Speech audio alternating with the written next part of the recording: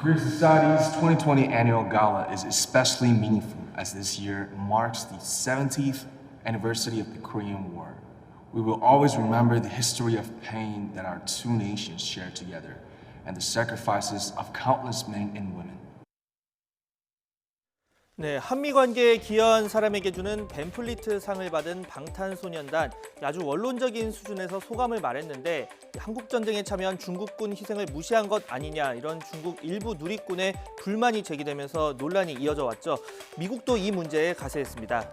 오테이거스 미 국무부 대변인 SNS에 BTS 계정을 태그하고 긍정적인 한미 관계를 지지하는 데 노력해줘서 감사하다, 이렇게 언급을 한 건데요.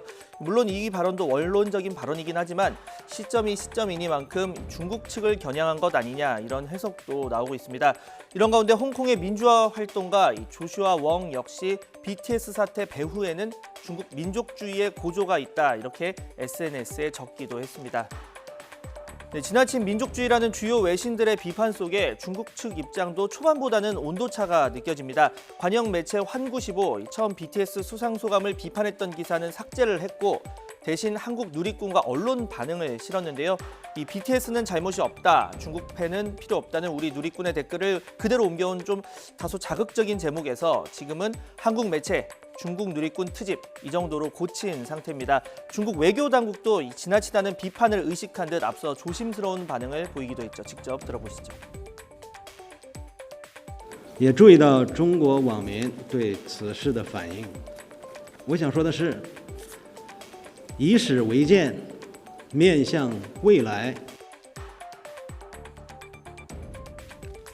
네, 국내 정치권의 논쟁도 이어지고 있습니다. 이 선공은 김연아 국민의힘 비상대책위원이 펼쳤습니다. 앞다퉈 친한 척하더니 곤란한 상황에 닥치니까 청와대도 여당도 나서지 않는다면서 이 BTS의 발언을 국가 존엄을 무시했다고 덤비는 이런 국가, 중국을 지칭하는데 이런 국가와 사랑해서 동맹을 맺어야 하느냐, 이런 다소 반중 감정을 자극할 수 있는 표현까지 썼습니다.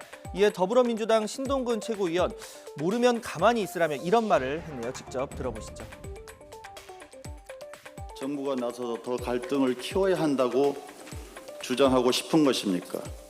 정치인이라면 무엇보다 외교적 사안에 대해서는 무책임하게 아무 말이나 하면 안 됩니다.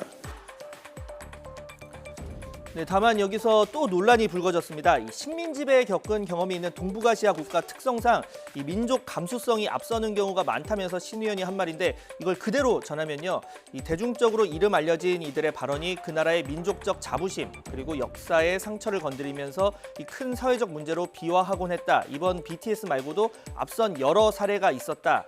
여기서 이번 BTS 말고도라는 부분, 이 듣기에 따라서 이번 BTS의 발언이 중국의 민족 자부심이나 역사 상처 건드렸다고도 들릴 수 있는 대목이죠. BTS의 발언은 해당하지 않지만 이렇게 하거나 아니면 BTS 발언은 논외로 하더라도 이런 게 어땠을까 하는 의견도 있는 상황입니다.